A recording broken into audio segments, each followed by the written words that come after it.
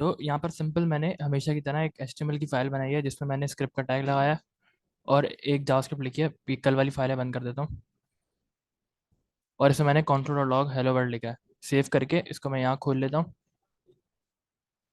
Copy tick report copy full file path, यहाँ पर इसको खोल लेता हूँ, एंटर करता हूँ और यहाँ हमारे पास हेलो वर्ल्ड प्रिंट हो गया।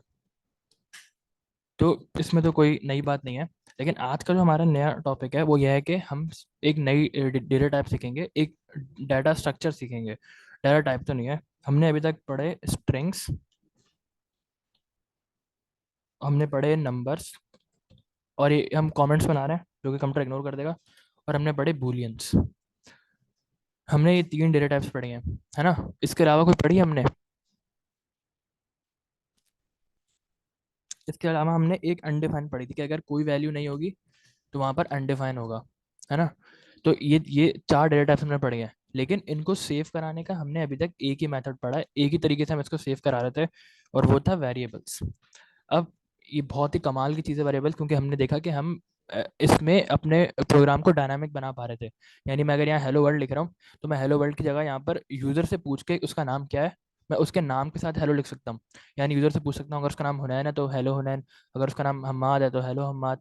तो इस तरह मैं अपने कंटेंट को डायनामिक बना रहा था, स्टैटिक के बजाय कि हमें हर वक्त वो कंप्यूटर खोले और हेलो वर्ल्ड लिखा है, इससे अच्छा मैं उसको डायनामिक कंटेंट दे रहा था।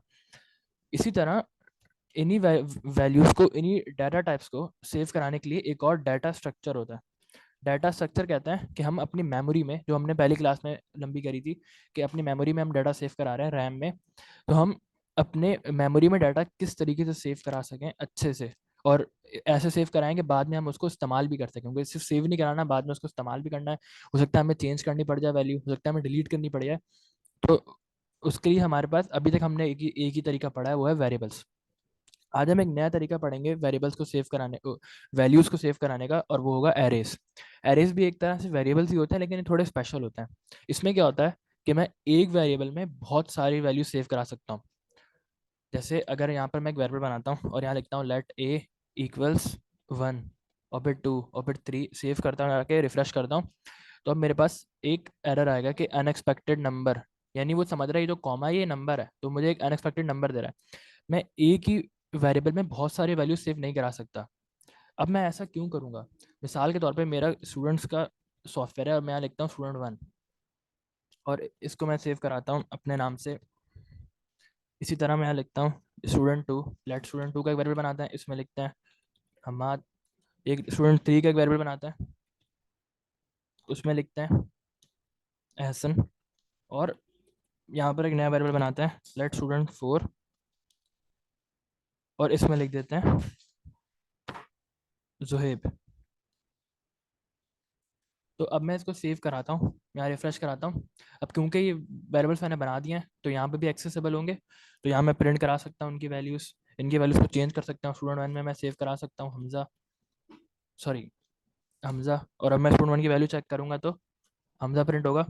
तो मैं इस तरह वेरिएबल्स सेव तो करा सकता हूँ, लेकिन अगर मेरे मेरे स्कूल में अगर 1000 बच्चे पढ़ते हैं तो मुझे 1000 वेरिएबल्स बनाने पड़ेंगे। दूसरी चीज़, मैं इन वेरिएबल्स पे लूप नहीं करा सकता। मैं इन पे लूप कैसे करूँगा? मैं लिखता हूँ वाइल, या मैं लगाता हूँ फोर लूप। अब मैं इन पे लूप कैसे करूँगा? इन पे लूप भी नहीं कर सकता मैं। यानी अगर मुझे सबके अंदर, मिसाल के तौर पर मुझे सबके अंदर लिखना है स्टूडेंट, बाद में जाके मुझे स्कूल ने बोला कि हर बच्चे के नाम से पहले स्टूडेंट लिख दो, तो मुझे बारी बारी जाके उन 1000 बच्चों के नाम के पीछे स्टूडेंट लिखना पड़ेगा, क्योंकि मैं इसमें लूप नहीं कर सकता ना। मैं लूप कैसे करूँगा वेरिएबल्स के ऊपर? और दूसरा ये कि मैं अगर मुझे देखना है कि हुनैन हुनैन नाम का स्टूडेंट मेरे स्कूल में है, मेरे स्कूल में पढ़ता है नहीं, तो मुझे एक एक वेरिएबल की वैल्यू चेक करनी पड़ेगी बार बार जाके, कि इसका नाम कि अगर स्टूडेंट 1 के वेरिएबल में हुनैन है नहीं है, 3 2 है नहीं है, 3 है 4, तो मुझे 1000 वेरिएबल्स की वैल्यू चेक करनी पड़ेगी सिर्फ पता लगाने के लिए कि ये बच्चा मेरे स्कूल में पढ़ता है नहीं पढ़ता। और तो ये बहुत ही अजीब हो जाएगा मेरे लिए इस डाटा स्ट्रक्चर को मैनेज करना ना। वेरिएबल्स में डाटा सेव कराना इतने सारे बच्चों का, और फिर उनको इस्तेमाल करना, मैनेज करना, मेरे लिए बहुत मसला बन सकता है। तो इस प्रॉब्लम को सॉल्व करने के लिए, और क्योंकि मैं इसमें लूप नहीं कर सकता, इसको मैं लूप चला नहीं सकता। अगर मेरे पास लूप होता तो मैं एक लूप चला देता, अगर 1000 बच्चे हैं तो 1000 बार उस लूप को चलाता, और हर वैल्यू पे चेक कर लेता कि ये वैल्यू उस वैल्यू के बराबर है जो मैं ढूंढ रहा हूँ। मैंने अगर मुझे हुनैन ढूंढना है इन अभी तो ये 4 हैं, लेकिन फर्ज करें ये 1000 वेरिएबल्स हैं और मुझे 1000 वेरिएबल्स में ढूंढना है कि किसी वेरिएबल की वैल्यू हुनैन है, तो मुझे हज़ारों वेरिएबल्स चेक करने पड़ेंगे। उस अब इत्तेफाक से वो पहले वेरिएबल में निकल गया और बदकिस्मती से अगर वो आखिरी वेरिएबल में हुआ तो मेरा बहुत टाइम ज़ाया हो जाएगा। और अगर मेरे पास मैं इनमें किसी तरह लूप लगा सकूं, तो लूप लगाकर मैं कंप्यूटर मुझे 1 से 2 सेकंड में बता देगा। कंप्यूटर करेगा वन से लेके क्योंकि कंप्यूटर बहुत फास्ट है, वो वन से लेके स्टूडेंट 1000 तक 1 सेकंड में चेक कर लेगा कि कोई स्टूडेंट का नाम हुनैन है या नहीं है। फिर चाहे वो पहला स्टूडेंट हो चाहे वो आखिरी स्टूडेंट हो, कंप्यूटर के लिए मसला नहीं है उस सब पे लूप लगाना। तो इसी प्रॉब्लम को सॉल्व करने के लिए इनके इतनी सारी, जब मुझे सिमिलर वैल्यूज सेव करानी है और वो वैल्यूज बहुत ज़्यादा हैं, तो उनको वेरिएबल्स में सेव कराना एक अच्छा आइडिया नहीं है।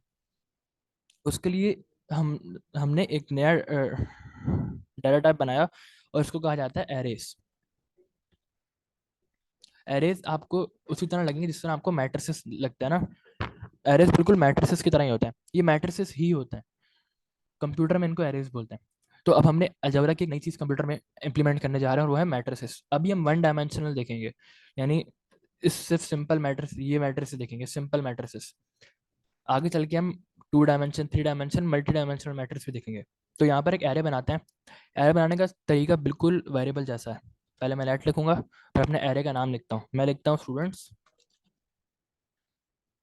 और इक्वल टू, और मैं यहाँ पर अपना मैट्रिक्स बना दूंगा, एक मैट्रिक्स या फिर एरे बना दूंगा।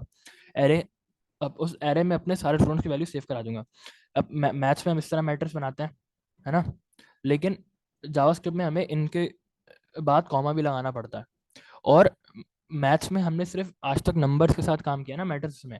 जावास्क्रिप्ट में हम स्ट्रिंग और बूलियंस भी लगा सकते हैं। मैं यहाँ ट्रू भी लिख सकता हूँ, मैं यहाँ पर स्ट्रिंग भी लिख सकता हूँ। तो यहाँ पर मैं हर तरह की डेटा टाइप इसमें इस्तेमाल कर सकता हूँ। सॉरी, यहाँ तक कि मैं इसमें वेरिएबल्स भी रख सकता हूँ। मिसाल तो मैं अभी एक वेरिएबल बनाता हूँ ए, और यहाँ पर मैं फंक्शंस का जो रिटर्न आता है वो भी रख सकता हूँ।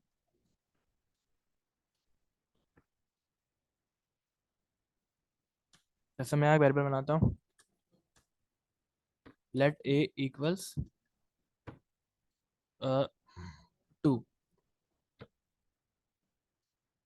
अच्छा, ये एक स्ट्रिंग है या नंबर है? ए इक्वल टू,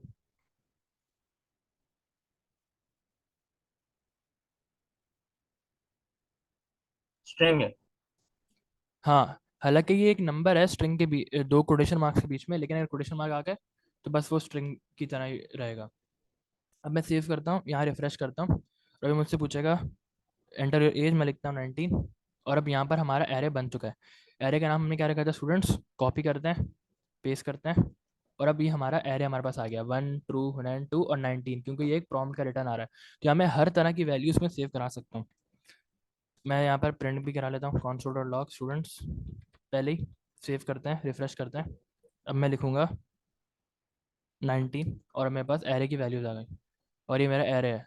0 पे 1 है, 1 पे 2 है। अब अच्छा, एरे एरे की लेंथ क्या है 5, और ये प्रोटोटाइप है, कुछ फंक्शन हमें एरे के साथ मिलते हैं, इनको हम देखते हैं बाद में। अभी हमारी वैल्यूज हमारे काम की हैं। अब हर वैल्यू से पीछे एक नंबर लिखा हुआ है, चाहे वो स्ट्रिंग है चाहे वो बुलियन है, उससे पहले एक नंबर लिखा हुआ है 0 1 2। ये नंबर, इन नंबर्स को हम कहते हैं इंडेक्स। ये नंबर्स हमारे कहलाते हैं इंडेक्स। ये नंबर्स दरअसल पोजीशन है, किस चीज की पोजीशन है, इस वैल्यू की, यानी इस एरे के अंदर इस एलिमेंट की या इस वैल्यू की या इस डाटा की। अब ये भी एक डाटा है ना, तो इस डाटा की पोजीशन क्या है, उसको हम कहते हैं इंडेक्स। यानी अगर मुझे मिसाल के तौर पे इस वैल्यू को एक्सेस करना है, तो मैं किस तरह करूंगा, मैं यहाँ पर लगाऊंगा 2 ब्रैकेट्स, और इसमें मैं इसका एड्रेस लिखूंगा। अब यहाँ पर इसका एड्रेस क्या है, 1 2 3। लेकिन कंप्यूटर्स में ऐसा नहीं होता। कंप्यूटर्स में काउंटिंग 0 से स्टार्ट होती है एरेस के अंदर। एरेस के अंदर काउंटिंग 0 से स्टार्ट होती है, क्योंकि यहाँ पर आपने देखा है कंप्यूटर ने 1 को 0 पोजीशन दी है, ट्रू को 1 पोजीशन दी है, हुनैन को 2 पोजीशन दी है। तो मुझे यहाँ पर अगर मैं 3 लिखूंगा तो मेरे पास हुनैन नहीं आएगा, बल्कि ए की वैल्यू प्रिंट होगी। अगर मैं इसको चेंज भी कर दूँ, 32 कर दूँ, अब मैं इसको रिफ्रेश करता हूँ, एंटर एज में लिख देता हूँ 10, तो अब मेरे पास 32 प्रिंट हुआ है। क्यों? क्योंकि यहाँ पे मैंने 3 एक्सेस किया। अब 3 पे कौन सी वैल्यू आएगी, 4 वाली, 0 1 2 और 3 वाली वैल्यू आएगी। अगर मुझे हुनैन एक्सेस करना था तो मुझे 2 लिखना था, क्योंकि ये यहाँ से 0 1 और 2 काउंटिंग चल रही है। मैं यहाँ पर एक कमेंट बना देता हूँ। ये हमारे पास 0, ये हमारे पास 1, ये है 2, ये 3 और ये है 4। तो ये इनकी पोजीशन है, इनको हम इंडेक्सेस कहते हैं। अब मैं यहाँ पर इंडेक्सेस लिख देता हूँ।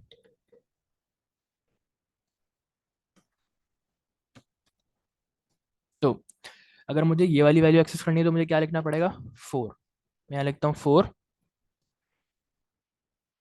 और जब मैं इसको रिफ्रेश करूंगा तो मैं यहाँ पर लिखता हूँ एज 78, और अब मेरे पास 78 प्रिंट हुआ। अब मैं यहाँ पर जिस तरह मैं अपने वेरिएबल्स में वैल्यू को अपडेट करता था ना, मैं अपने एरेज में भी वैल्यूज को अपडेट कर सकता हूँ। किस तरह कर सकता हूँ, मैं आ जाता हूँ, मैं लिखता हूँ स्टूडेंट, और मैं फिर से एड्रेस बताऊंगा कि कौन सी वैल्यू को चेंज करना चाह रहा हूँ। अगर मैं वैल्यू ना दूँ तो, और अगर मैं वैसे ही चेंज कर दूँ वैल्यू, मैं यहाँ लिख देता हूँ कि कराची लिख देता हूँ। तो अब क्या होगा, अब मैं यहाँ से स्टूडेंट एरे प्रिंट कराता हूँ। तो अब मेरे पास ये पूरा प्रिंट होना चाहिए, एरे प्रिंट होना चाहिए, लेकिन अब मेरे पास प्रिंट क्या होगा, स्टूडेंट्स। सेव करता हूँ, रिफ्रेश करता हूँ, मेरे पास अब मैं एज लिखता हूँ 8, और अब मेरे पास कराची प्रिंट हुआ है। यानी मैंने यहाँ पर इसको नहीं बताया कि कौन सा एलिमेंट या कौन सा इंडेक्स चेंज करना था, तो उसने क्या किया, पूरा का पूरा एरे को डिलीट करके उसमें एक स्ट्रिंग सेव कर दिया कराची। यानी अब स्टूडेंट की वैल्यू ये नहीं रही है, बल्कि इसके बराबर हो चुकी है। अब ये वैल्यू जा चुकी है और ये इसके बराबर हो चुकी है, कराची के बराबर। तो मुझे यहाँ पर अगर किसी क्या कहते हैं, किसी वैल्यू की, किसी स्पेसिफिक इंडेक्स पे मौजूद किसी वैल्यू की किसी वैल्यू को चेंज करना है, अगर मुझे यहाँ पर हुनैन को चेंज करना है कराची में, तो मुझे यहाँ पर बताना पड़ेगा कि स्टूडेंट्स को चेंज नहीं करना, बल्कि स्टूडेंट्स पे पोजीशन 2 को चेंज करना है। और मैं किस तरह पोजीशन बताता था, ब्रैकेट्स लगाए और उसमें एड्रेस लिख दिया या इंडेक्स लिख दिया। हुनैन का इंडेक्स क्या है, 2। अब जब मैं इसको सेव करूँगा और रिफ्रेश करूँगा, अब मैं एज लिख देता हूँ 10, और मेरे पास कराची प्रिंट हुआ है, ना कि हुनैन प्रिंट हुआ है। अगर मैं यही काम वैल्यू चेंज कराने से पहले करूँ तो अब क्या होगा, रिफ्रेश करते हैं, मैं एज लिखता हूँ 19। अब मेरे पास पहले वाला एरे जो प्रिंट हुआ, ये वाला console डॉट लॉग चला, एरे प्रिंट हो गया। उसके बाद ये वाला console डॉट लॉग चला, तो मेरे पास हुनैन की वैल्यू अपडेट होके कराची प्रिंट हो गई। तो अब इसको थोड़ा सा हम इस्तेमाल करते हैं अपने स्टूडेंट वाले एग्जाम्पल में।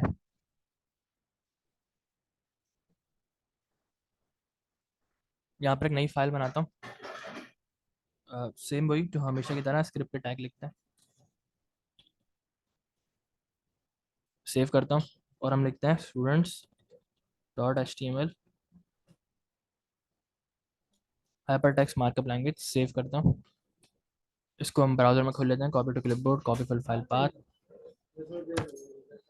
और ये हमारी फाइल खुल गई।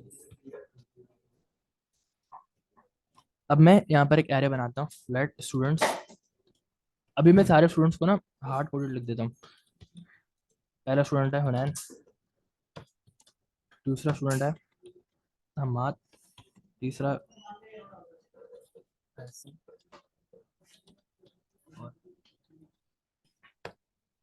और ये मेरे पास जोहेब आ गया। अब इसको प्रिंट करा के देख लेते हैं, अगर कोई एरर आ रहा है तो पता लग जाएगा। और लिखते हैं स्टूडेंट्स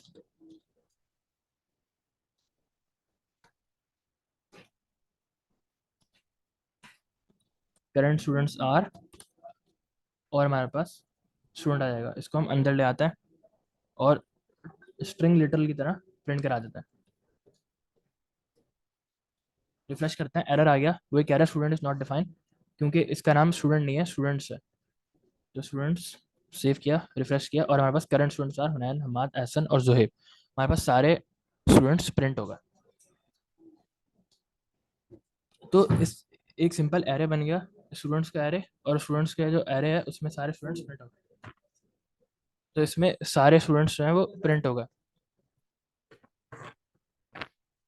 अब हम क्या अब हम क्या करते हैं, इस स्टूडेंट में मैं आपको, अगर मुझे मिसाल के तौर पर, अब मेरे पास ये इनके इंडेक्सेस क्या होंगे, हुनैन का एड्रेस क्या है या इंडेक्स क्या है, हुनैन का इंडेक्स है 0, क्योंकि ये पहला एलिमेंट है और एरे में काउंटिंग 0 से स्टार्ट होती है। ये 0 है, ये 1 पे है, ये 2 पर है और ये 3 पर है। हालांकि चौथा एलिमेंट है, लेकिन क्योंकि इंडेक्स 0 से स्टार्ट हो रहा है तो ये चौथे पर है।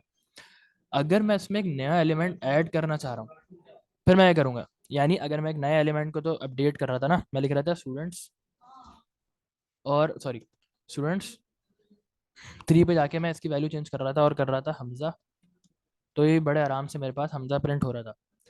लेकिन अगर मैं इसके बाद एक एलिमेंट डालना चाह रहा हूँ, यानी अब मेरी एप्लीकेशन में एक नए स्टूडेंट एडमिशन लिया है, तो वो मैं कैसे करूँगा? तो उसका एक तरीका तो ये है कि मैं, ये 3 है ना, तो इसके बाद क्या होगा? 4, तो 4 में जाके एक नई वैल्यू बना दूँ 4, रिफ्रेश करूँगा तो मेरे पास हमजा आ चुका है। लेकिन इसका एक अच्छा तरीका ये है, लेकिन इसका एक अच्छा तरीका क्या है कि मैं स्टूडेंट्स के आगे एक मेथड इस्तेमाल करूँ, डॉट पुश, और इस पुश वाले फंक्शन के अंदर मैं अपना इनपुट दूँ। अच्छा, ये दोनों तरीके के अपने फ़ायदे भी हैं, अपने नुकसान भी हैं, लेकिन ये तरीका मुझे ज़्यादा अच्छा लगता है, स्टूडेंट डॉट पुश हमजा। और आप इंटरनेट पर अगर किसी बंदे का कोड देखेंगे तो उनके कोड में भी यही आपको दिखेगा। तो दोनों सूरतों में क्या हुआ, मेरे पास एक नया एलिमेंट आ गया। अब मैं इस काम से पहले भी इसको प्रिंट करा लेता हूँ, और मैं यहाँ पर एक लाइन भी प्रिंट करा लेता हूँ कि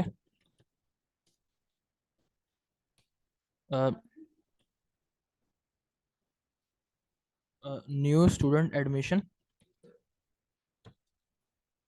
और मैं सेव करता हूँ, रिफ्रेश करता हूँ, तो मेरे पास आ गया करंट स्टूडेंट हुनैन हम्माद एहसन जुहैब, और न्यू स्टूडेंट एडमिशन, उसके बाद करंट स्टूडेंट हुनैन हम्माद एहसन जुहैब हमजा।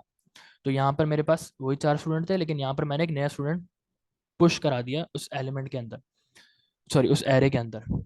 इसी तरह अब इसके बारे में हमने कल देखा था, ये डॉट के बाद जो फंक्शन आ रहे हैं ना, ये थोड़ी इनको मेथड्स कहते हैं, और इसके बारे में थोड़ा सा हमने कल देखा था, लेकिन इनके बारे में हम ज़्यादा ज़्यादा डिटेल में अगले हफ्ते पढ़ेंगे, जब हम ऑब्जेक्ट्स के बारे में पढ़ेंगे और क्लासेस के बारे में पढ़ेंगे। अभी के लिए हम बस देखते हैं ये थोड़े से स्पेशल फंक्शंस हैं। तो अगर यहाँ तक आपको कोई प्रॉब्लम है तो आप पूछ सकते हैं, वरना फिर हम आगे बढ़ते हैं और वेरिएबल्स एरेस को लूप में इस्तेमाल करते हैं।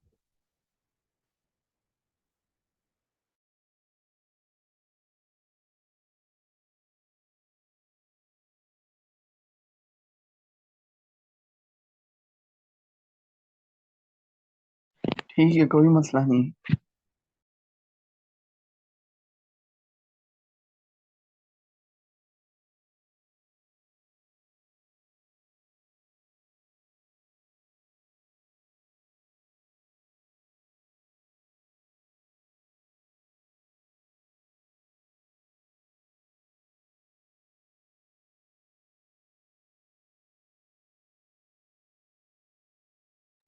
अ, आगे बढ़े या आपने कुछ पूछना है? नहीं सही। नहीं सर, हैं? आगे बढ़े। सही सही। आगे बढ़े। सही, फिर आगे बढ़ते हैं। तो current students are Hunain Hammad Ehsan Zuhaib, new student admission current student Hunain Hammad Ehsan Zuhaib और हमजा। अब हम देखते हैं कि जिस दिन हमने बात शुरू करी थी कि हम इन पे लूप्स नहीं लगा सकते ना, अब ये काम तो हम स्ट्रिंग में भी कर सकते थे। अगर स्ट्रिंग में मैं इस तरह करता कि ये ब्रैकेट्स ना लगाता और एक ही स्ट्रिंग में ये सब सेव करा देता,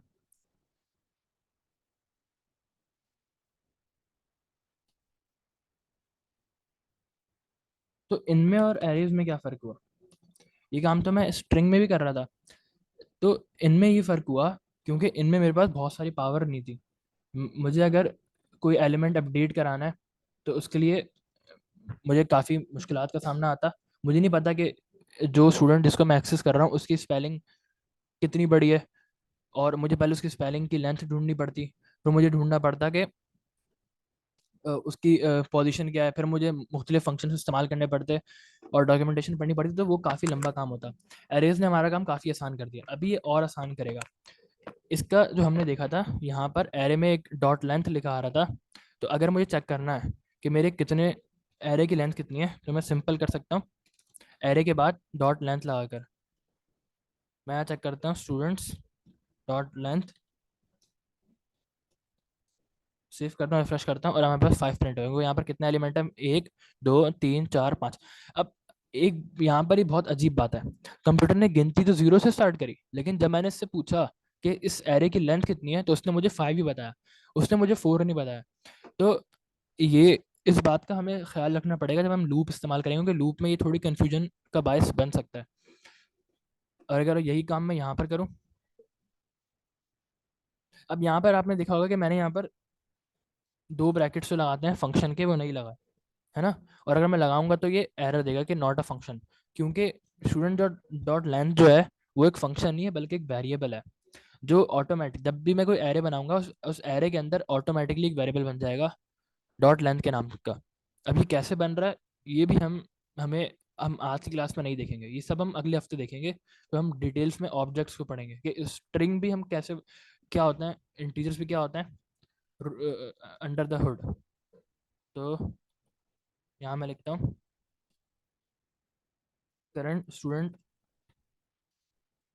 current number of students are,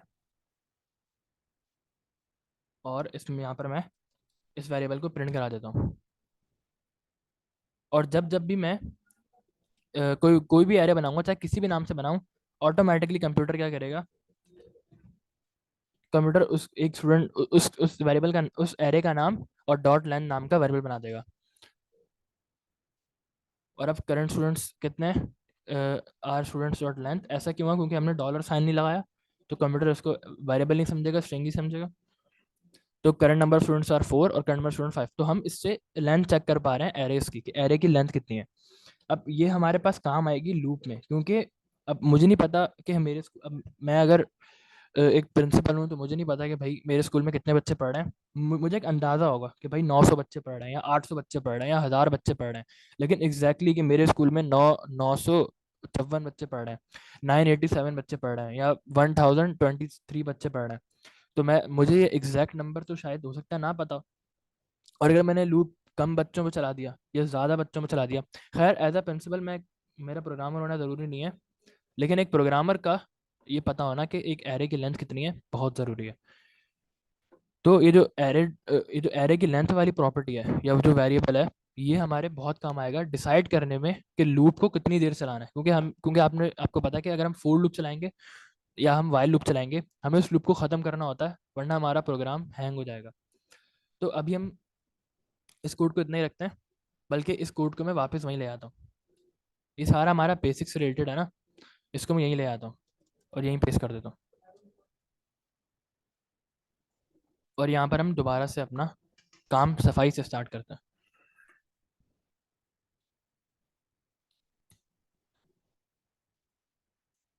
अब मैं यहाँ पर एक लूप बनाता हूँ, मैं यहाँ पर स्टार्ट करता हूँ फोर लूप से, फोर, सॉरी, फोर। और स्टार्ट कैसे करेंगे, पहले एक वेरिएबल बनाएंगे जो, और उस वेरिएबल, और वो वेरिएबल क्या होगा जो हमें बताएगा कि ये लूप कितनी बार चलने चलने वाला है। स्टार्ट हम करेंगे जीरो से ही, क्योंकि एरे में फर्स्ट वैल्यू जीरो है, तो हमें लेट आई इक्वल जीरो करते हैं। जीरो से क्यों स्टार्ट कर रहे हैं, क्योंकि हमारा इंडेक्स जीरो से स्टार्ट हो रहा है। अगर हम वन से स्टार्ट करेंगे तो ये वाली वैल्यू स्किप हो जाएगी। अगर आपको पहली वैल्यू स्किप करनी है तो आप वन से स्टार्ट कर सकते हैं, अगर आपको दो वैल्यू स्किप करनी है तो आप टू से स्टार्ट कर सकते हैं, आपकी मर्जी है। लेकिन मैं यहाँ पर कोई वैल्यू स्किप करना नहीं चाह रहा, तो मैं जीरो से स्टार्ट करूँगा। फिर दूसरा क्या होता है, कितनी बार लूप चलाना है या कौन सी कंडीशन के फॉल्स होने तक हमें लूप चलाना है, जब तक I is less than students dot length, यानी जब तक आई जो है वो स्टूडेंट की लेंथ का जो नंबर है, अब यहाँ पर कितनी लेंथ है 4, जब तक आई 4 से छोटा है तब तक ये लूप चलता रहेगा। और तीसरी चीज़ मैं क्या बोलूँगा कि हर बार लूप चलाने के बाद आई की नई वैल्यू क्या होगी, तो मैं बोलता हूँ आई की नई वैल्यू सिर्फ आई प्लस प्लस होगी, यानी बस एक नंबर बढ़ाते रहना। अगर मैं यहाँ पर आई प्लस इक्वल, सॉरी, अगर मैं यहाँ पर I equal I plus two कर दूंगा, या simple I plus equal two कर दूंगा, तो क्या होगा कि अब इस पे लूप चलेगा लेकिन ये स्किप हो जाएगा और इस पे लूप चलेगा, फिर ये स्किप हो जाएगा और लूप खत्म हो जाएगा। तो सिर्फ दो एलिमेंट्स पे लूप चलेगा, इस वाले जीरो वाले पे और वन वाले पे, क्योंकि मैं आई की वैल्यू प्लस टू कर रहा हूँ, तो मैं नहीं चाहता कोई भी एलिमेंट स्किप हो, इसलिए मैं क्या करूँगा, इस लूप को चारों पे चलाऊंगा। पहले मैं सिंपल क्या करता हूँ, ये बार बार कॉन्सोल डॉट लॉग कर लेता हूँ, और मैं स्टूडेंट्स की वैल्यू प्रिंट करा लेता हूँ। अब यहाँ पे मैं अगर 0 दूंगा तो 4 बार हुनैन प्रिंट हो जाएगा, है ना। तो 4 बार हुनैन प्रिंट हो गया, 4 बार मरतबा। और अब मैं यहाँ पूरा स्टेटमेंट प्रिंट करा देता हूँ कि स्टूडेंट 1 इज स्टूडेंट 1, और सॉरी प्लस आ जाता है, अभी इसको मैं अंदर लेके आता है, रिफ्रेश करता हूँ, और स्टूडेंट 1 हुनैन 4 बार प्रिंट हो गया ना। इसको मैं अंदर ले आता हूँ स्ट्रिंग लिटरल के, सेव करता हूँ, रिफ्रेश करता हूँ, तो अब स्टूडेंट 1 हुनैन 4 मरतबा प्रिंट हो गया। लेकिन मैं चाहता हूँ कि भाई ये सारे एलिमेंट प्रिंट हो, तो उसके लिए मैं क्या करूँगा, क्योंकि मेरे पास एक वेरिएबल है, यहाँ तो बड़े आराम से हो गया, मैंने आई लिख दिया, और आई क्या एक नंबर है, और ये क्या होगा I0 I1 I2। अब मैं रिफ्रेश करूंगा तो student 0 Hunain, student 1 Hunain, student 2 हुनैन, student 3 हुनैन। यही टेक्निक मैं यहाँ भी इस्तेमाल कर सकता हूँ, मैं 0 के बजाय यहाँ लिख दूंगा आई। अब क्या होगा, जब भी लूप पहली बार चलेगा तो यहाँ 0 आ जाएगा, फिर आई की वैल्यू अपडेट हो जाएगी, या 1 आ जाएगा, आई की वैल्यू अपडेट हो जाएगी, या 2 आ जाएगा, आई की वैल्यू अपडेट हो जाएगी, या 3 आ जाएगा। और फिर इस तरह ये लूप जब 4 के बराबर हो जाएगा तो ये लूप टूट जाएगा। तो आई लगाने से क्या होगा, जो भी आई की वैल्यू होगी वो यहाँ फिट हो जाएगी, और ये स्टेटमेंट तभी चलेगा जब लूप, और ये हर बार रिन्यू होता है ना स्टेटमेंट, जब भी लूप जितनी बार भी चलेगा। मैं रिफ्रेश करता हूँ, student 0 Hunain, student 1 Hammad, student 2 Ehsan, student 3 Zuhaib. अब क्योंकि मुझे स्टूडेंट 0 क्या होता है, इंसान तो 0 से काउंटिंग नहीं करते ना, तो उनके लिए मैं यहाँ पर I+1 कर दूंगा। सेव करूंगा, रिफ्रेश करूंगा, student 1 Hunain, student 2 Hammad, student 3 Ehsan, और स्टूडेंट 4 जुहेब प्रिंट हो गया। तो इस तरह मैंने क्या किया, मैंने इस अपने एरे के ऊपर लूप लगा दिया। यहाँ पर कोई कंफ्यूजन है आपको?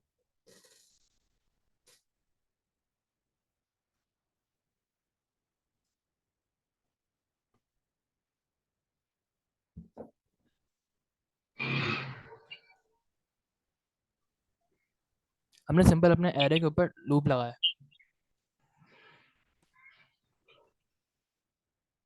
कंसोल लॉग आपने जो लाइन लिखी है सर, इसको एक दफा दोबारा बता दें। कौन सी लाइन? ये कंसोल डॉट लॉग की। ये लाइन नंबर 5। इसमें बस हमने क्या किया है, स्टूडेंट लिखा है, उसके बाद हमने $साइन और वेरिएबल प्रिंट कराने के लिए हम जो करते हैं स्ट्रिंग लिटरल में, हमने क्या किया, I+1 कर दिया ना। तो अगर आई की वैल्यू 0 होगी तो यहाँ पर 0 प्रिंट नहीं होगा, क्योंकि यहाँ पर स्टूडेंट 0 प्रिंट नहीं होगा, यहाँ स्टूडेंट 0+1 प्रिंट होगा।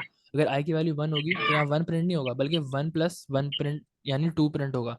तो जो भी आई की वैल्यू होगी उसमें +1 होके प्रिंट होगा। लेकिन हमने यहाँ पर I=I+1 नहीं किया। अगर हम ऐसा करते तो आई की वैल्यू भी चेंज हो जाती। तो यहाँ पर आई की वैल्यू चेंज नहीं होगी, सिर्फ जो भी आई की वैल्यू होगी उसमें +1 होके प्रिंट हो जाएगा। हम यहाँ पर आई की वैल्यू को अपडेट नहीं कर रहे, बल्कि आई की वैल्यू में +1 करके प्रिंट करा रहे हैं। आई की वैल्यू जो है वही रहेगी। आई की वैल्यू इस पूरे कोड में सिर्फ एक जगह चेंज हो रही है, और वो है यहाँ पर। सिर्फ यहाँ पर आई की वैल्यू चेंज हो रही है, बाकी कहीं पर भी आई की वैल्यू चेंज नहीं हो रही। यहाँ पर सिंपल I+1 और यहाँ हमने क्या किया स्टूडेंट्स, और ब्रैकेट के अंदर हम बताते हैं कि कौन से एड्रेस पे एलिमेंट प्रिंट करना है ना। तो हमने क्या करना था, ये चारों एलिमेंट प्रिंट करने थे। अगर मैं स्टूडेंट 0 लिखता तो 4 बार हुनैन प्रिंट होता। यहाँ अगर मैं स्टूडेंट 1 लिखता तो 4 बार हमाद प्रिंट होता। अगर यहाँ मैं 2 लिखता तो 4 बार एहसन प्रिंट होता। 3 लिखता तो 4 बार जोहेब प्रिंट होता। तो क्यों अब मैं चाहता था कि हर बार वही स्टूडेंट प्रिंट हो जिसके ऊपर मैं इटरेट कर रहा हूँ ना, या लूप चला रहा हूँ। तो उसके लिए मैंने क्या कर दिया, यहाँ पर आई लिख दिया। अब अगर आई की वैल्यू 0 होगी तो यहाँ 0 आ जाएगा और हुनैन प्रिंट हो जाएगा। अगर आई की वैल्यू चेंज होकर 1 हो जाएगी तो यहाँ पर 1 आ जाएगा और हमाद प्रिंट होगा। अगर आई की वैल्यू 2 हो जाएगी तो यहाँ पर एहसन प्रिंट हो जाएगा। तो इस तरह चलता रहेगा। मैंने इस लूप को डायनामिक बना दिया, और मैंने यहाँ पर जो भी आई की वैल्यू होगी वो मैंने यहाँ पर स्टूडेंट्स में इंडेक्स की पोजीशन पे दे दी, ताकि एक ही एलिमेंट प्रिंट ना हो, बार बार अलग अलग एलिमेंट्स प्रिंट हो। ठीक है। अब ये काम अगर हम वेरिएबल्स में करते तो नहीं हो पाता ना। वेरिएबल वेरिएबल में हम किस तरह करते, हम वेरिएबल्स का नाम तो इस तरह नहीं दे सकते। अगर मैं वेरिएबल का नाम इस तरह दूं, अगर मैं लिखूं स्टूडेंट 1, और अगर मैं यहाँ लिख दूं स्टूडेंट आई, तो ये एक वेरिएबल थोड़ी माना जाएगा। ओहो, अपडेट्स आर अवेलेबल, इसको बंद कर देते हैं। तो यहाँ पे ये तो क्या कहते हैं, एरे माना जाएगा ना। तो मैं स्टूडेंट पे लूप नहीं कर सकता था, वेरिएबल्स पे लूप नहीं कर सकता था।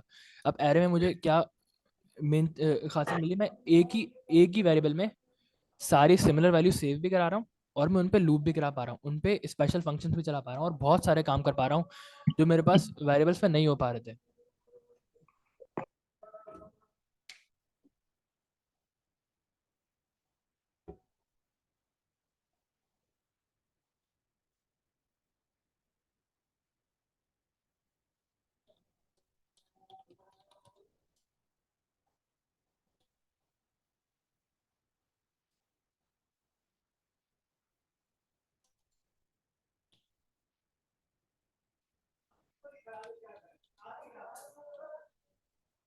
अब क्या होगा, अभी दो एलिमेंट यहाँ पर एंड में पुश हो जाएंगे, और पुश होते ही क्या होगा कि अब ये लूप कितनी बार चलेगा, 6 बार। लेकिन अगर यही काम मैं लूप के बाद करूं, अब क्या होगा, अब ये लूप 4 बार ही चलेगा, क्योंकि पहले लूप चला है, उसके बाद ही दोनों एलिमेंट इस एरे में पुश हुए हैं। तो ऑर्डर ऑफ ऑपरेशन बहुत मैटर करता है प्रोग्रामिंग में।